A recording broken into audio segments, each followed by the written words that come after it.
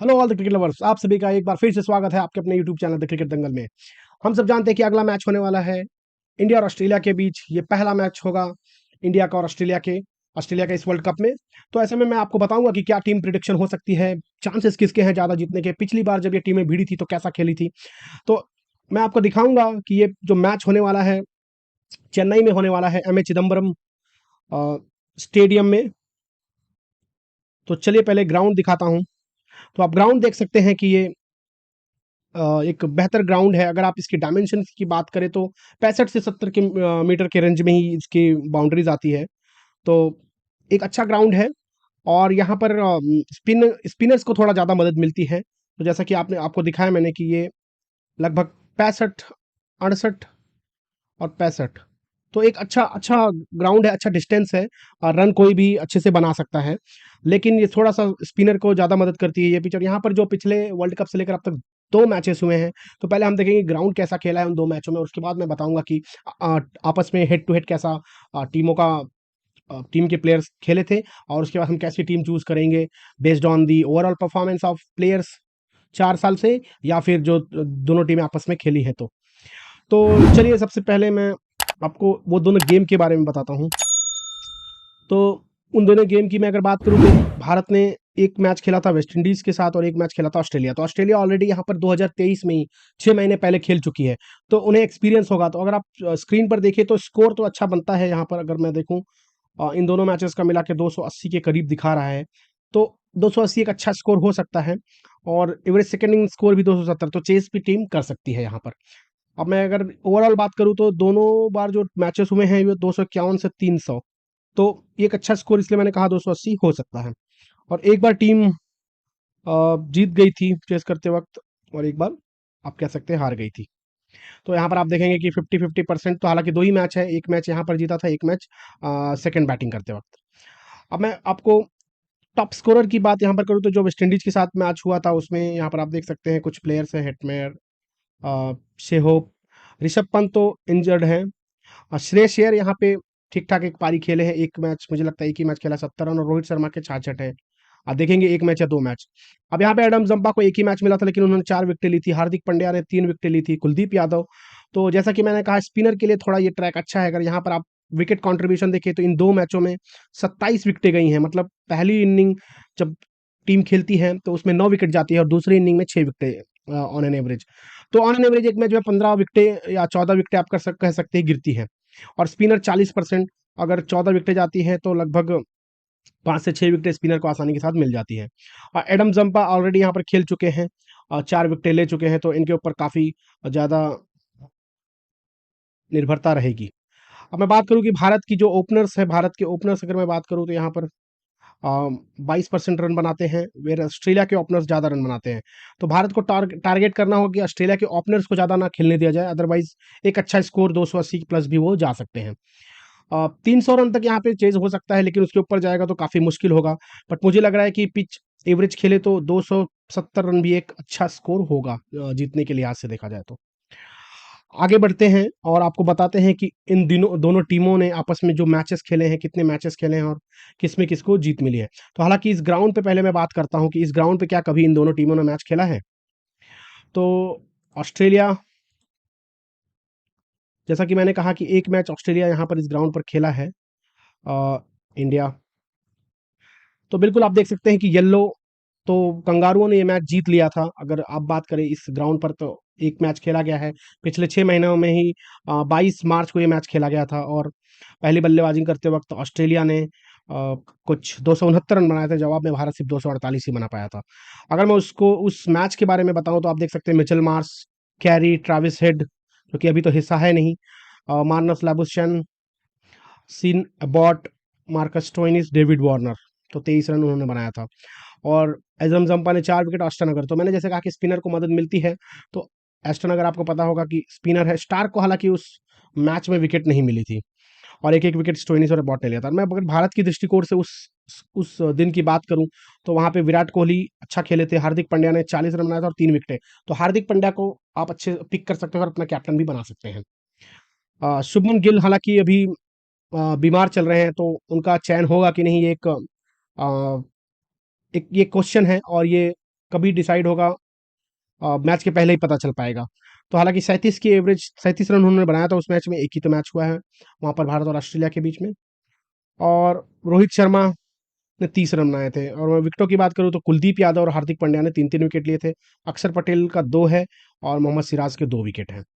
तो ये रहा इस चेन्नई ग्राउंड पर जो पिछला मैच हुआ था भारत और ऑस्ट्रेलिया के बीच, उसका लेखा जोखा। मैं ओवरऑल बात करूं भारत और ऑस्ट्रेलिया के बीच पिछले वर्ल्ड कप से लेकर, अगर मैं पिछले वर्ल्ड कप से लेकर देखूं, लाइक 2019 जो पिछला वर्ल्ड कप था, तो 15 मैचेस हुए हैं, आप देख सकते हैं। और ऑस्ट्रेलिया की पकड़ मजबूत है, 8 मैचेस, और भारत ने 7 मैचेस जीते। तो ऑस्ट्रेलिया का विनिंग परसेंट जो है वो 53.3 है। तो थोड़ा बहुत पक्ष अभी तक ऑस्ट्रेलिया का ज़्यादा लग रहा है, बट जैसे कि वर्ल्ड कप भारत में हो रहा है, तो भारत वहां पर आगे निकल सकता है। ऑस्ट्रेलिया की बात करें तो बैटिंग पहले करके 5 बार, और भारत की बात करें तो बैटिंग पहले कर, तो दोनों ही टीमें चाहेंगी कि पहले बैटिंग करके एक अच्छा स्कोर बना दिया जाए, और उसके बाद दूसरी सामने वाली टीम को कहा जाए कि आप आइए चेस कीजिए। अब मैं भारत की बात करूं तो विराट कोहली ऑस्ट्रेलिया के साथ काफ़ी अच्छा खेलते हैं। 47 का एवरेज है, 70 का एवरेज धवन का है, हालांकि वो अभी है नहीं। धवन रहते तो काफ़ी अच्छा खेल सकते थे। राहुल का 37 का है, रोहित का 56 का है, 46 के हार्दिक पांड्या। तो हार्दिक पांड्या मेरे की प्लेयर होंगे। और जैसा कि मैं हमेशा कहता हूँ, भारत और अगर ऑस्ट्रेलिया के साथ मैच हो रहा है तो मोहम्मद शामी को लेना ही चाहिए। 11 मैचों में 22 विकेटें आप देख सकते हैं, तो पर मैच में 2 विकेट। जसप्रीत बुमराह की बात करूँ तो अच्छा फॉर्म है उनका अभी, 11 में 15 विकेट। रविंद्र जाडेजा 12 में 13 विकेट, और रविंद्र जाडेजा 24 की औसत भी है उनकी। तो 20-25 रन अगर वो योगदान देते हैं और 1-2 विकेटें लेते हैं। कुलदीप यादव हालांकि उतना अच्छा अभी तक कर नहीं पाए ऑस्ट्रेलिया के साथ, लेकिन देखेंगे कि वो कैसा करते हैं। भुवनेश्वर कुमार तो है नहीं। मोहम्मद सिराज 4 में 6 विकेटें। तो अभी तो बहुत कम मैचेस खेले हैं मोहम्मद सिराज ने, बट मुझे लगता है जैसे जैसे खेलेंगे ये भी शामी की तरह आगे निकलते जाएंगे। और हार्दिक पांड्या 5 मैचों में 5 विकेट। तो हालांकि जो चेन्नई में मैच था तो उनको वहां पर आपको लेना पड़ेगा, क्योंकि उन्होंने एक मैच में 3 विकेट ली थी। और अगर रन भी देखें तो 46 की एवरेज है। आगे मैं बात करूं ऑस्ट्रेलिया की दृष्टिकोण से कि भाई ऑस्ट्रेलिया के कौन से प्लेयर हैं जो भारत के खिलाफ अच्छा खेलते हैं, तो उसमें देखेंगे स्टीवन स्मिथ, जैसे कि आप बोर्ड पे देख सकते हैं कि ऑस्ट्रेलिया और भारत के पूरे मैचों में स्टीवन स्मिथ ऑस्ट्रेलिया की तरफ से सबसे अच्छे आगे हैं। भारत में भी उतना रन किसी ने नहीं बनाया। एडम जंपा ने 23 विकेट लिया, हालांकि मोहम्मद शामी 22 विकेट के साथ दूसरे नंबर पर है। स्टीवन स्मिथ, डेविड वार्नर, तो ये सारे के सारे, आरन फिंच तो है नहीं, मार्नस लैबुशेन, मिचेल मार्स 59 की औसत है, 294 रन 5 मैचों में बनाए हैं, तो ये देखने के होंगे। और एलेक्स कैरी 10 मैचों में 250 रन। बाकी नीचे ग्लेन मैक्सवेल का 30 का औसत लगभग आता है, 29 का औसत। बाकी तो ऐसे प्लेयर हैं नहीं जो खेलते हैं। कैमरून ग्रीन की भी औसत उतनी अच्छी नहीं है। लेकिन बॉलिंग की दृष्टिकोण से मैं देखूं तो पैट कमिंस, मिचेल स्टार्क और एडम जंपा, ये 3 टॉप क्लास के बॉलर हैं। और एक बात और बता दूं आपको कि शुभमन गिल मिचेल स्टार्क के सामने ज़्यादा खेले नहीं है, 2 या 3 मैचेस खेले हैं, और मुझे मालूम है कि वो जो अपना उनका ये जो शॉट है, एक टेनिस शॉट बोल सकते हैं, और एज लग के पॉइंट पे या अ, गली और पॉइंट के बीच में वहां पर कैच आउट हुए हैं। तो अगर वो ये मैच खेलते हैं तो मिचेल स्टार्क को कैसे खेलेंगे वो भी एक देखने वाली बात होगी। तो वहां पर वो औसत उतनी अच्छी आई नहीं थी। पिछले जो 2 मैचेस ऑस्ट्रेलिया की आई थी भारत में, जो भी पिछले 2 मैच कुछ हफ्तों पहले हुई थी, उसमें गिल ने एक शतक मारा था, बट उसमें मिचेल स्टार्क खेले नहीं थे। और तीसरे मैच में जब स्टार्क खेले थे तो वो नहीं खेले थे। तो इस तरह से भी एक कड़ा मुकाबला हो सकता है, क्योंकि पिछले 2 बार आउट किया है, तो उनके जहन में होगा कि भाई अगली बार इन्हें मुझे संभल कर खेलना होगा। और अगर मैं बात करूं कि जो पिछले 8-10 मैचेस हुए हैं, तो आप देख सकते हैं कि 2 भारत ने जीता था, 2 ऑस्ट्रेलिया, 2 भारत, 2 ऑस्ट्रेलिया, 2 भारत। अब 1 ऑस्ट्रेलिया जीत चुका है, क्या ये अगला मैच ऑस्ट्रेलिया जीतेगा? ऐसे अगर मैं पैटर्न के हिसाब से देखूं तो ऐसा लग रहा है 2-2 का एक झुंड चल रहा है। बट भारत अभी जिस फॉर्म में है, तो कुछ कह नहीं सकते। हालांकि ऑस्ट्रेलिया ने पिछला मैच यहाँ पर चेन्नई में भारत के साथ जीता है। तो क्या अब भारत की बारी है? वो तो मैच के बाद पता चलेगा। बट ये थी आपस में उनकी परफॉर्मेंस दोनों टीमों की। अब हम बात करेंगे कि ऑस्ट्रेलिया के खिलाफ हमारे भारतीय प्लेयर की जो पिछली कुछ इनिंग्स आई है वो कैसी आई है।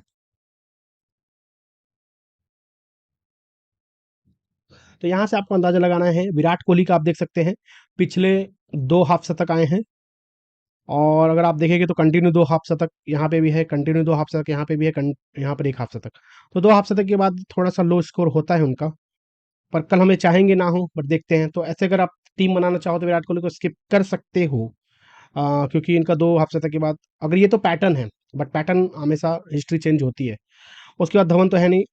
केएल राहुल की उतनी अच्छी फॉर्म है नहीं, यहाँ पर 2.50 है, 48 का एवरेज है, माफ करना। फॉर्म तो ऑस्ट्रेलिया के खिलाफ अच्छी है एटलीस्ट, और वैसे भी ये पिछले कुछ मैचों से अच्छा खेल रहे थे। हालांकि एक ही मैच जो पिछली जो 26 रन बनाए थे, तो वहां पे एक डाउन हुआ था, अदरवाइज 58, 52, 75, 76। तो आप देख सकते हैं कुछ अच्छे रन ये बनाए बनाए हुए, बट शतक यहाँ पर पिछले 10-15 पारियों में नहीं आया हुआ है। रोहित शर्मा की बात करूँ तो एक शतक आया था यहाँ पर पिछले मैच में, 81 बनाया था, बट भारत वो मैच जीत नहीं पाया था। तो ऑस्ट्रेलिया के साथ रोहित शर्मा तो चलते हैं। हार्दिक पांड्या जैसे मैंने कहा 40-42 रन का एवरेज होता है, तो इनको आप अपनी टीम में रख सकते हैं। जाडेजा भी ऑस्ट्रेलिया के साथ अगर आप देखोगे तो एवरेज 41.4 का है।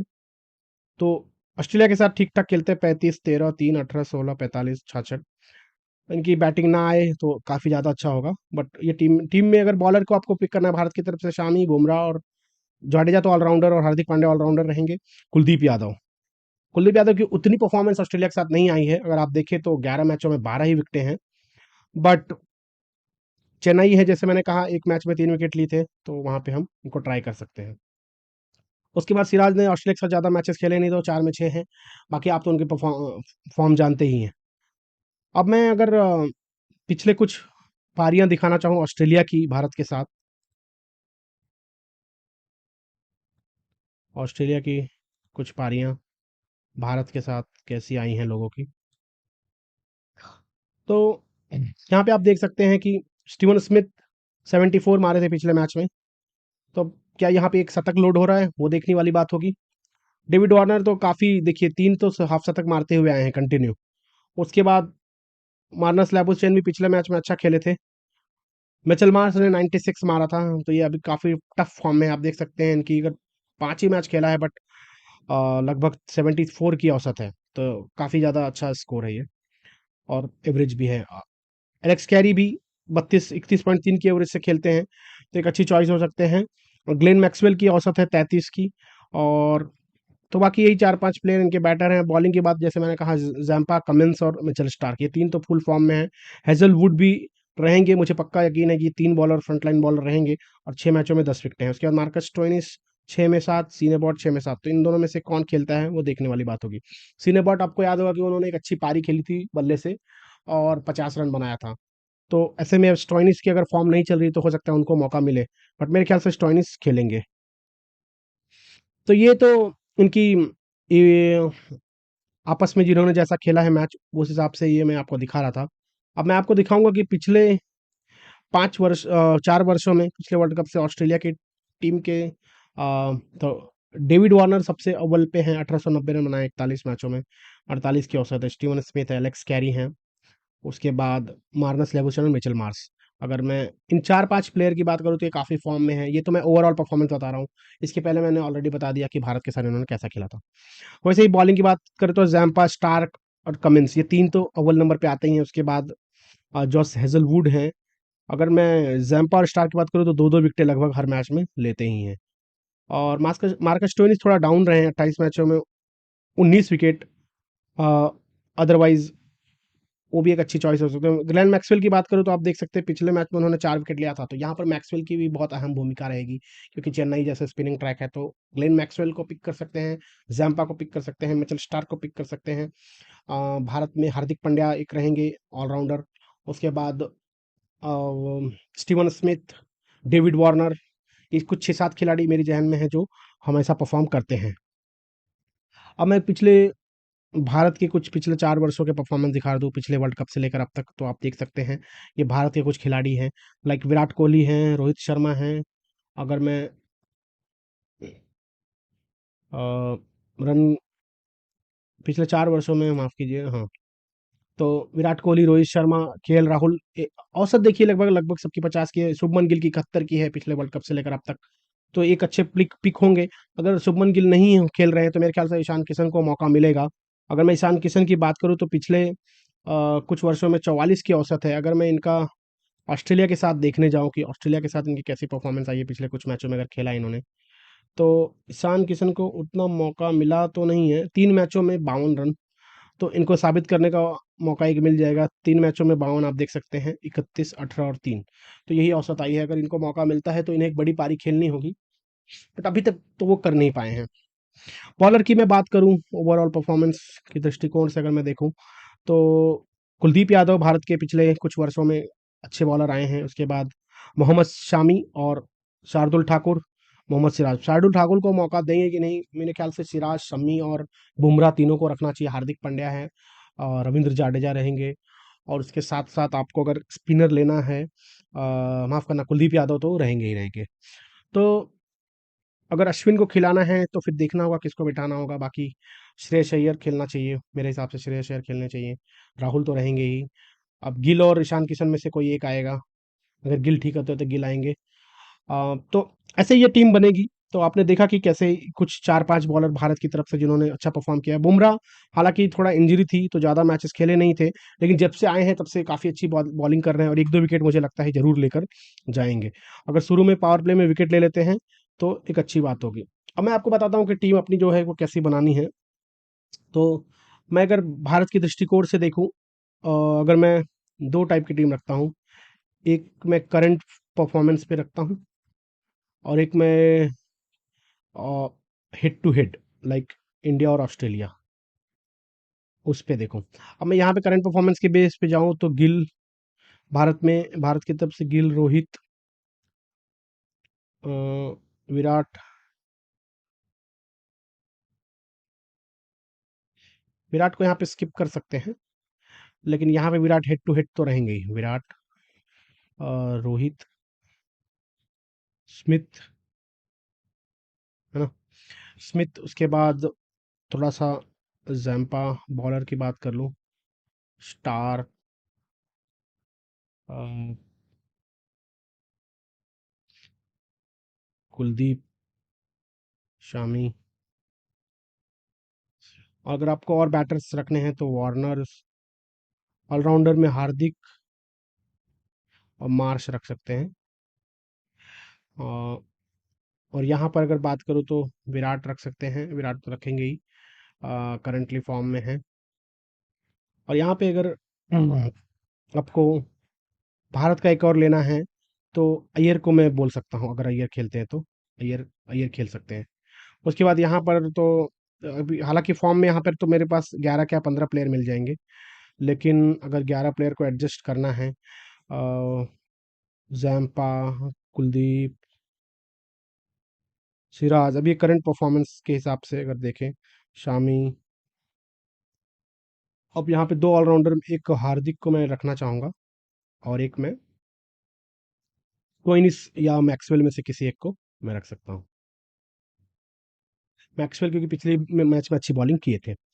अब अगर यहाँ पे मैं बात करूँ तो ये आप देख सकते हैं कि जो ये जो टीम है भारत की पिछले 4 वर्षों के परफॉर्मेंस पे बनी हुई है। तो आप इसे देख सकते हैं कि टॉप 11 पे कौन कौन आ रहे हैं। और एक 12 में अगर मैं करूँ तो ईशान किशन भी आते हैं। तो ये भारत के प्लेयर होंगे।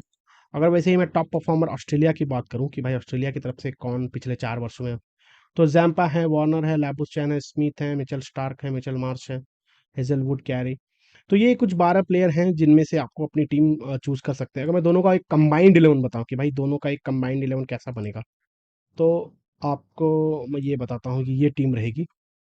अब मैं इसमें टॉप 15 ले लेता हूँ सो दैट आप आसानी के साथ इसको देख पाओ। इसमें से कोई 11 प्लेयर तो देखिए, गिल, जैम्पा, ये पिछले 4 वर्षों का है। और आपस में हेड टू हेड मैंने इसके पहले स्क्रीन पे ही 2 स्क्रीन पहले ही बताई थी कि वहां पे आप पॉज करके देख सकते हैं कि हेड टू हेड में कौन सबसे, जब मैं हेड टू हेड बता रहा था उसमें कौन से टॉप खिलाड़ी है, तो वहां से आप अपनी टीम पिक कर सकते हैं। और यहाँ पे आप देख सकते हैं Shubman Gill, Adam Zampa, Shardul Thakur, Virat Kohli, Rahul, Hardik Pandya, Iyer, Warner, लैबुस्चैन, Rohit, Kuldeep, Siraj, Smith और मिचेल स्टार्क। तो स्मिथ ने उतने ज़्यादा मैचेस खेले नहीं हैं, 22 मैचेस खेले हैं, इसके लिए काफ़ी नीचे आ रहे हैं। बट भारत के साथ आपको मैंने पहले दिखाया कि वो 650 रन बनाए थे। तो इस हिसाब से ये टीम आपकी यहाँ से पिक कर सकते हैं। और आप बता सकते हैं कि भाई, आपने कैसी टीम बनाई है। आप आपको क्या लगता है कि ये टीम अच्छा परफॉर्म कर पाएगी या नहीं कर पाएगी। तो अगर मैं रिकॉर्ड के तहत जाऊँ तो पिछला मैच चेन्नई में भारत हारा था, तो क्या अगला मैच जीतेगा? पैटर्न ऐसा बोलता है कि 2-2 मैच कंटिन्यू भारत जीतता है तो 2 ऑस्ट्रेलिया, तो अभी पिछला ऑस्ट्रेलिया जीता है तो क्या फिर से ऑस्ट्रेलिया जीतेगा? काफ़ी सारे सवाल है, ये सब सारे सवाल का जवाब कल मिल जाएँगे। बट मैंने जैसे आपको बताया है, अगर आप आराम से उसमें देख के, मैंने 8-10 प्लेयर के नाम ऑलरेडी लिए हैं, वो प्लेयर तो आपके ड्रीम टीम में आ सकते हैं। वो प्लेयर आपको कैप्टन चूज़ करना है, हार्दिक पांड्या ले सकते हैं, या फिर अगर स्टीवन स्मिथ को कर सकते हैं। मोहम्मद शामी की बात मैंने की, वो काफ़ी अच्छी बॉलिंग करते हैं। एडम जंपा की बात की, तो ऐसे 3-4 लोगों में से किसी को भी आप पिक कर सकते हैं अपने कप्तान। मैक्सवेल और मिचेल मार्श दोनों भी कर सकते हैं। अगर आप समझो पहली बैटिंग आ गई है तो आप मिचेल मार्श की तरफ जा सकते हो, और पहली बैटिंग है तो मैक्सवेल की तरफ भी वाइस कैप्टन जा सकते हो और मिचेल मार्श को कैप्टन कर सकते हो। तो इस तरीके से आप अपनी टीम बना सकते हो, या आप इस एनालिसिस को अच्छे से समझ के अपनी खुद की टीम बना सकते हो। मैंने तो आपको आइडिया दिया है कि कौन अच्छा खेला है, कैसे खेला है, अगला कौन खेल सकता है। बट आप परफॉर्मेंस देख के, चेन्नई में कैसा परफॉर्म हुआ था वो भी देख के आप अपनी टीम बना सकते हैं। तो उम्मीद करता हूँ ये वीडियो आपको पसंद आई होगी। तो लाइक और शेयर करें, और चैनल को सब्सक्राइब कर लें, क्योंकि हम ऐसी ही वीडियो आपके पास आपको आपके लिए लेकर आते रहेंगे। धन्यवाद, मिलेंगे अगले वीडियो में।